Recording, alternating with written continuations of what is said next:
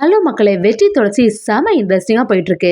நம்ம அஞ்சலிய பார்க்கறதுக்காண்டி துளசி அவங்க வீட்டுக்கு வராங்க. அவங்க வீட்டுக்கு வந்த உடனே மகேஷும், என்னடா துளசி இங்க வராங்க, இவங்க மட்டும் வந்தாங்கன்னா கண்டிப்பா மதிய பத்தி எல்லாத்தையுமே கண்டுபிடிச்சிருவாங்களே அப்படின்னு யோசிக்கிறாங்க.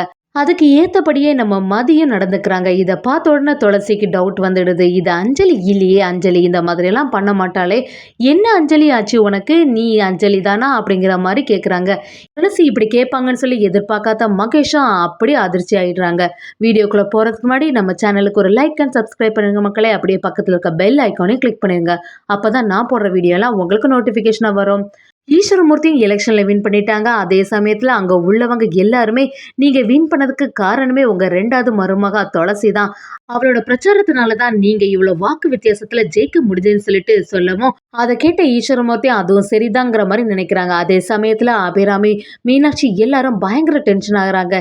என்னடா இவளை போய் இப்படி புகழ்ந்து தள்ளிட்டு இருக்காங்களே, இவ பிரச்சாரம் பண்ணாட்டாலும் என்னோட ஹஸ்பண்ட் ஜெயிச்சிருப்பாங்கன்னு சொல்லிட்டு அபிராமி நினைக்கிறாங்க.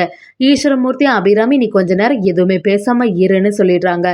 சரி, எந்த நாள்ல போய் நம்ம அந்த எலெக்ஷன் பதவியை ஏற்கலாம்னு சொல்லிட்டு ஜோசியரையும் கூப்பிடுறாங்க. ஜோசியரும் அந்த நாட்கள் எல்லாம் பார்த்துட்டு அப்படி எல்லா ஜாதக கட்டத்தை பார்த்துட்டு ஈஸ்வரமூர்த்தி கிட்ட, இனிமே உங்களுக்கு எல்லாமே நல்லதாவே நடக்கும் அப்படின்னு சொல்றாங்க. அது மட்டும் இல்லாம வெற்றிக்கு மனசுக்குள்ள ஒரே சந்தேகமா இருக்கு. அன்னைக்கு அப்பா அம்மா கிட்ட ஏதோ பேசிட்டு இருந்தாங்களே, இந்த எலெக்ஷன்ல மட்டும் நான் வின் பண்ண அப்புறமா இந்த துளசியை வீட்டிலேயே இருக்க விட மாட்டேன், வீட்டை விட்டே துரத்திடுவேன்னு சொன்னாங்க. அதுபடியே ஏதாவது செய்திருவாங்களோன்னு மனசுல போட்டு யோசிச்சுட்டே இருக்காங்க. சரி, அப்படி மட்டும் நடந்துச்சுன்னா கண்டிப்பா நம்ம துளசிக்கு ஆதரவா இருக்கணும். அது மட்டும் இல்லாம துளசியை வெளியில அனுப்புனா அவங்க கூட நம்மளும் வெளியில போயிடலாம் அப்படின்னு சொல்லிட்டு நம்ம வெற்றியும் ஒரு பிளானை போடுறாங்க. ஆனா எதுவுமே கண்டுக்காம துளசிக்க மனசுக்குள்ள ஈஸ்வரமூர்த்தி வின் பண்ணிட்டாங்க அப்படிங்கிற எண்ணம் மட்டும் தான் இருக்குது. ஈஸ்வரமூர்த்தி கிட்ட எல்லாருமே வந்து துளசிய பெருசா பேசுறாங்க. ஆனா இதெல்லாம் பார்த்துட்டு இருந்த மீனாட்சிக்கு கொஞ்சம் கூட பிடிக்கல. என்னடா எதுக்கு இந்த துளசியை போட்டு இப்படி எல்லாம் பேசிட்டு இருக்காங்கன்னு நினைக்கிறாங்க. அதே சமயத்துல அந்த கட்டத்தை பார்த்துட்டு ஜோஷியரும் நல்லா இருக்குன்னு சொல்லவும், ஈஸ்வரமூர்த்தி கிட்ட வந்து எல்லாத்துக்கும் காரணம் உங்க 2வது மருமக தான். உங்க 2வது மருமக உங்க கூட இருக்கிறது வரைக்கும் யாரும் உங்களை அசைக்க முடியாது. இனிமே உங்ககிட்ட தான் எல்லா வெற்றியும் சேரும். அவங்கள உங்க கூடயே இந்த வீட்லயே இருக்க வைங்க அப்படின்னு சொல்லிடுறாங்க. இதை கேட்ட உடனே ஈஸ்வரமூர்த்திக்கு என்னடா இவங்க இந்த மாதிரி சொல்றாங்களே அப்படின்னு நினைக்கிறாங்க. அபிராமிக்கும் அப்படியே தூக்கி வாரி போடுது. என்ன இவங்க இப்படியெல்லாம் சொல்றாங்க, ஒரு சமயம் இது வெற்றியோட வேலையா இருக்குமோன்னு கூட நினைக்கிறாங்க. எப்படியாவது இந்த துளசியை வீட்டை விட்டு வெளியில அனுப்பலான்னு பார்த்தா இப்படி இந்த ஜோசியை சொல்லிட்டாளே அப்படின்னு நினைக்கிறாங்க. ஆனா மீனாட்சியும், என்னடா இது எல்லாமே நமக்கு ஆப்போசிட்டாவே இருக்கே, இந்த துளசி வீட்டை விட்டு போயிருவா, அதே சமயத்துல என்னோட ஹஸ்பண்டை இந்த வீட்டுல அப்படி ஒரு பெரிய மனுஷனா ஆக்கிடலான்னு நினைச்சா நம்மோட பிளான் எல்லாமே சொதப்பிடும் போல இருக்கேன்னு நினைக்கிறாங்க. ஈஸ்வரமூர்த்தியும் சரிங்க ஜோசியரே, நீங்க சொல்ற மாதிரியே நடந்துக்கலாம் அப்படின்னு சொல்லவும், அங்க என்னடான்னா வெற்றியோட பாட்டியை, என்ன நீயும் அவருக்கு ஏத்த மாதிரி பேசுற, இந்த மாதிரியெல்லாம் இருக்காது, உன்னோட வெற்றி அவ மூலமா நடக்கும், உன்னோட அரசியல் வாழ்க்கையில நீ தோத்ததே இல்லை, அதுக்கப்புறமா என்ன அவளோட பிரச்சாரத்துலனாலயா நீ ஜெயிச்சிருப்ப, அப்படியெல்லாம் கிடையாது, மக்களுக்கு உன்னை பிடிக்க போய் தானே ஓட்டு போட்டிருப்பாங்க அப்படின்னு சொல்லிட்டு நம்ம ஈஸ்வரமூர்த்தியை பெருமையா பேசி துளசிய மட்டை தட்டிட்டே இருக்காங்க. இதை கேட்டுட்டு இருந்த வெற்றியும், என்ன நீங்க எல்லாம் பேசுறீங்க, இதுல துளசியோட பங்களிப்பு பெருசா தான் இருக்குது, அவங்க தானே அப்பாக்காண்டி ஒரு இடத்துலயும் ஓட்டு கேட்டாங்க, அதே மாதிரி அப்பா இந்த எலெக்ஷன்ல ஜெயிச்சிட்டாங்க, அப்படி இருக்கும்போது எப்படி நீங்க துளசியெல்லாம் வீட்டை விட்டு அனுப்புவீங்க அப்படின்னு சொல்லிட்டு நம்ம துளசிக்கு ஆதரவாவே வெற்றி பேசிட்டே இருக்காங்க. இதெல்லாம் கேட்டுட்டு இருந்த ஈஸ்வரமூர்த்தியும், சரி இனிமே இதை பத்தி எதுவுமே பேசாதுங்க, துளசி இந்த வீட்டிலே இருக்கட்டு அப்படின்னு சொல்லிடுறாங்க. அது மட்டும் இல்லாம ஈஸ்வரமூர்த்தி அவங்களோட தங்க செயினை ஒன்ன நம்ம வெற்றி கிட்ட கொடுத்துட்டு, இந்த எலெக்ஷன்ல ஜெயிச்சதுக்கு ஒரு வகையில உன்னோட ஒய்ஃப் தான் காரணம்னு சொல்லிட்டு துளசி கிட்ட கொடுத்துருன்னு கொடுத்துறாங்க. இதை கேட்ட உடனே வெற்றிக்கு பயங்கரமா சந்தோஷம் ஆயிடுது. நம்ம தான் அப்பாவை தப்பா புரிஞ்சுக்கிட்டோம் போல, அப்பா எதுவுமே தப்பாவே பண்ணல, நான் கூட துளசியை வீட்டை விட்டு வெளியில அனுப்பிடுவாங்களோன்னு நினைச்சேன், அப்படி எதுவுமே நடக்கலன்னு சொல்லிட்டு வெற்றியும் சந்தோஷப்படுறாங்க. இப்படி வெற்றி, துளசி, தியா எல்லாருமே ஒரு குடும்பமா சந்தோஷமா இருக்கிறாங்க. இதெல்லாம் பார்த்து பயங்கரமா மீனாட்சி டென்ஷன் ஆகுறாங்க. இன்னொரு பக்கம் பார்த்தீங்கன்னா திவ்யாவுக்கு கொஞ்சம் கூட பொறுக்க முடியல. என்னடா நம்ம நினைச்சா இங்கே வேற மாதிரி நடக்குது. அந்த ஈஸ்வரமூர்த்தியை வின் பண்ணிட்டானே.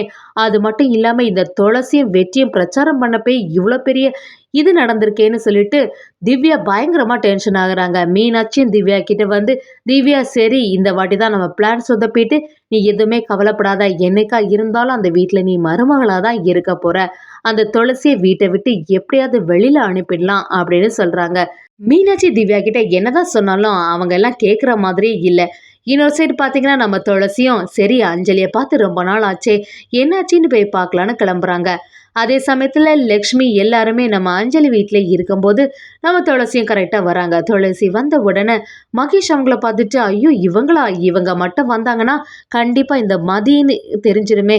என்ன ஆகப் போகுதுன்னு புரியலையே. இந்த மதி வேற ஒழுங்கா பேசவும் மாட்டா. என்ன பண்றது? அப்படின்னு யோசிச்சுட்டே, சரி நீங்க தானே வாங்க வாங்கன்னு சொல்லிட்டு அப்படி வர வைக்கிறாங்க. துளசியும் அவங்க கிட்ட வந்த உடனே, என்ன அஞ்சலி நல்லா இருக்கியா? அப்படின்னு விசாரிக்கிறாங்க. அஞ்சலியும் ஆமாக்கா நான் நல்லா இருக்கேன்னு சொல்லிட்டு அப்படியே அவங்கள கெட்டி பிடிக்கிறாங்க. அது மட்டும் இல்லாம நம்ம துளசியும், என்ன அஞ்சலி ஏதோ ஒரு இன்சிடென்ட் உன்னோட வீட்ல நடந்துச்சுன்னு கேள்விப்பட்டேன். உண்மையா நீ எப்படி இருக்க இப்ப? நல்லா இருக்கியா? உனக்கு எந்த பிரச்சனையும் இல்லையே? அப்படின்னு சொல்லிட்டு அஞ்சலிய பார்த்து விசாரிக்கிறாங்க.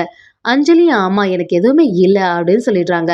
மகேஷும் ஆமா நல்ல வேளை அந்த இதுலேருந்து நான் அவ தப்பிச்சிட்டா அப்படின்னு சொல்லவும், அவளுக்கு கொஞ்சம் நல்லாவே ரெஸ்ட் தேவைப்படுது அப்படின்னு நினைக்கிறாங்க. நம்ம துளசியும் அஞ்சலி கிட்ட நல்லா விசாரிச்சுட்டே இருக்கும்போதே மதியம் துளசி கிட்ட வந்து என்னக்கா அப்பா எல்லாம் நல்லா இருக்காங்களான்னு கேட்டுறாங்க.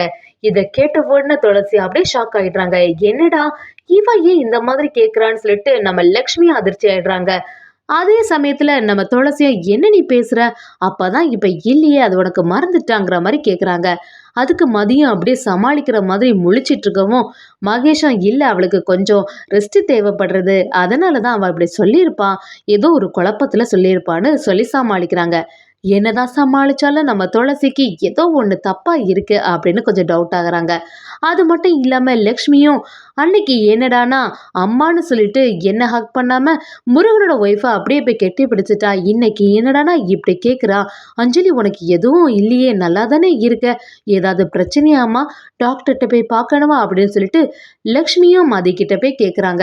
என்னதான் மதி கிட்ட கேட்டாலும் மதிக்கு என்ன ஆன்சர் பண்ணதுன்னே புரியாம முழிச்சிட்டே நிக்கிறாங்க.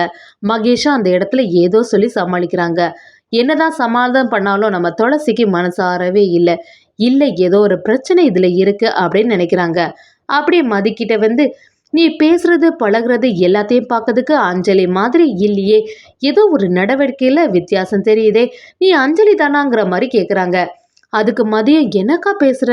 நான் உன்னோட தங்கச்சி தான். என்ன பாரு நான் பார்க்கறதுக்கு அஞ்சலி மாதிரி இல்லையா அப்படின்னு கேட்கவும் நம்ம மகேஷும் அவ ஏதோ ஒரு குழப்பத்துல இப்படி இருந்திருப்பா.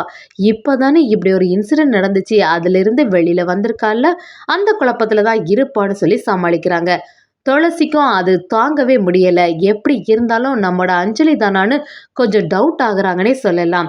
அதே சமயத்துல லக்ஷ்மிக்கும் அந்த டவுட் வருது. ஏதோ ஒரு பிரச்சனை இதுல இருக்குன்னு நினைக்கிறாங்க. இதெல்லாம் பார்த்துட்டு அதிர்ச்சி ஆயிடுறாங்க மகேஷும்.